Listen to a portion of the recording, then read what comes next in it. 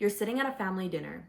You finally build up the courage to tell everyone about a dream that you're chasing. Someone laughs, another person raises their eyebrows, the energy shifts, just enough for you to notice. Everyone moves on, but you don't. Later that night, you're laying awake, replaying it over and over. Was I foolish for dreaming bigger? Was I naive for wanting more? You weren't born doubting yourself. You learned it. Every subtle dismissal and every backhanded compliment. Your peace isn't about becoming colder, it's about becoming wiser. We're diving into the quiet toxins that steal your life force and how to take it back. 1. Spot the silent killers of your peace. Negativity doesn't always scream, it whispers. Why it matters. Most damaging negativity isn't always loud or obvious. It's the offhand jokes, the subtle eye rolls, the moments where you walk away from a conversation and feel smaller, without even knowing why. Over time, these micro cuts create emotional scar tissue. They teach you to play small to stay safe. And that's how dreams die quietly. A friend once laughed at my creative goal. You? Good luck. I brushed it off, but it stuck. I found myself hesitating every time I wanted to take a risk. That one sarcastic comment nearly made me walk away from the one thing that now brings me purpose. So, how do we master it? Negativity audit. Track subtle energy shifts and emotional bruises. Keep a note in your phone titled Energy Check. Quote, Energy Check. Energy check-in. Learn your body's early warning signs. Pay attention to tightness in your chest, your jaw, or even your shoulders. Protect your dreams early. Share with safe people only. Ask yourself if they empower risk or if they project fear. Name the microcuts. Say to yourself, that didn't sit right with me, and that matters. Create a confidence ritual. Do something that recenters you right after draining conversations. Here are some mistakes to avoid. Laughing off emotional bruises. Jokes can be sharp. Don't dismiss words that pierce your confidence. Gaslighting yourself as too sensitive. Sensitivity is data. It tells you what feels unsafe. Okay, so now, number 2, stop drowning in other people's storms. Caring for people doesn't mean carrying their chaos. Why does it matter? When you absorb everyone else's emotional turbulence, it doesn't make you more supportive. It makes you exhausted. You become the sponge for everyone's pain. And slowly, you start sinking. Healing doesn't come from overextending yourself. It comes from choosing what's yours to carry. There was a time when I thought that being a good friend meant being available 24/7. I'd answer every late night crisis call, drop everything to help, and constantly try to fix situations that weren't mine. Eventually, I realized that I was waking up anxious and drained, and not even for my own life. I was drowning in storms that didn't belong to me. How do we master these? Sacred boundaries. Boundaries aren't walls to keep others out. They're gates to protect your peace. Visualize an energy shield. It reminds your brain that you are safe, separate, and not responsible for fixing everything. Be selective.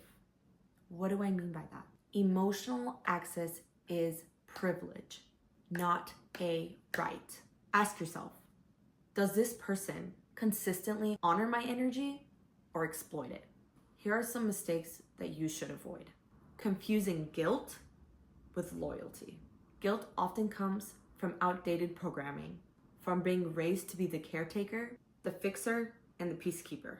Sacrificing your peace to prove your love, you don't need to overextend yourself to be worthy of love. Now, number 3, turn your mind from a battlefield into a sanctuary. What do I mean by that? Your mind is not meant to be your enemy. It's your home. Well, why does it matter? You could have everything you've ever wanted, the job, the partner, the peace, and still feel unworthy if your inner voice is toxic. Thoughts shape your nervous system.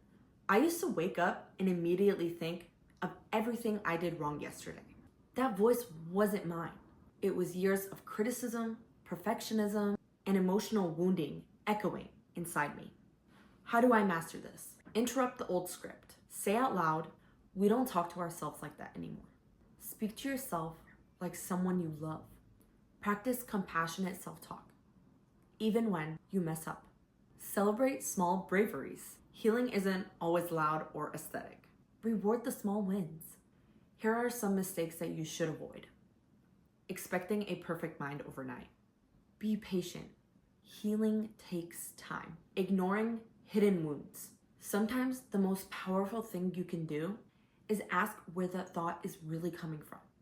Number 4, master the art of peaceful power. What do I mean by that? Silence isn't weakness, it's strategy. Why does it matter? When you stop reacting to every trigger, you start responding from alignment, not emotion. You stop handing your power away. I used to argue immediately when I felt disrespected. One day, I just paused. That moment of pause changed the outcome entirely. How did I master it and how can you master it? Pause, practice. Count to 5 before reacting. That space is where your power is reborn. Journal first, speak later.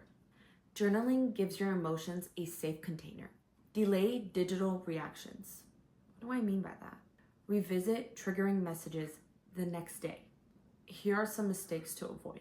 Suppressing emotions. Feel it fully. Then speak with clarity, not chaos. Avoiding necessary conversations. Peaceful power sometimes means initiating brave conversations. Number 5, build a sanctuary that breathes life into you. Your outer world is a mirror of your inner world. Why does it matter? You cannot heal in chaos. Your environment either soothes your nervous system or keeps it in high alert. When I finally decluttered my space and curated my digital feeds, my anxiety dropped. How do we master this? Declutter ruthlessly. Let go of things that feel heavy, chaotic, or outdated. Create sacred corners. Designate a small area where you can recharge. Control your digital feed. What do I mean by that? Curate your online space like you would your home. Here are some mistakes that you should avoid. Prioritizing aesthetic over real peace. Focus on how it feels and not just how it looks. Underestimating space's influence. A clean space invites clarity. Now, number 6, break free. You do not owe your life to those who drain it. True loyalty doesn't cost your soul. Why does it matter? Growth requires shedding. Staying loyal to someone who drains you isn't noble. It's self-abandonment in disguise. I stayed friends with someone for years because I felt guilty outgrowing the friendship. How do we master this? Audit relationships. What do I mean by that? Do you feel expanded or depleted after spending time with them? Stop romanticizing history. Love your past without dragging it into your future. Honor sacred solitude. Being alone isn't lonely when it's intentional. Here are some mistakes that you should avoid. Offering endless forgiveness. You can forgive someone and still protect your peace. Shrinking to keep others comfortable. Your light might trigger their shadows, but shine anyway. Detachment isn't cruelty. It's survival wisdom. You are allowed to protect your energy, your peace, and walk away without explaining yourself. Protecting your peace isn't selfish. It's sacred self-respect. If you felt this in your soul, comment below, I choose peace. Share your story, normalize healing, and normalize walking away. Protecting your peace doesn't just change your life, it saves it. If this video spoke to you, don't forget to give this video a thumbs up, subscribe, and hit the notification bell so you never miss a drop of real talk, healing tips, and glow up guidance. Comment below which part hit the hardest, and share this with someone who needs to protect their peace too.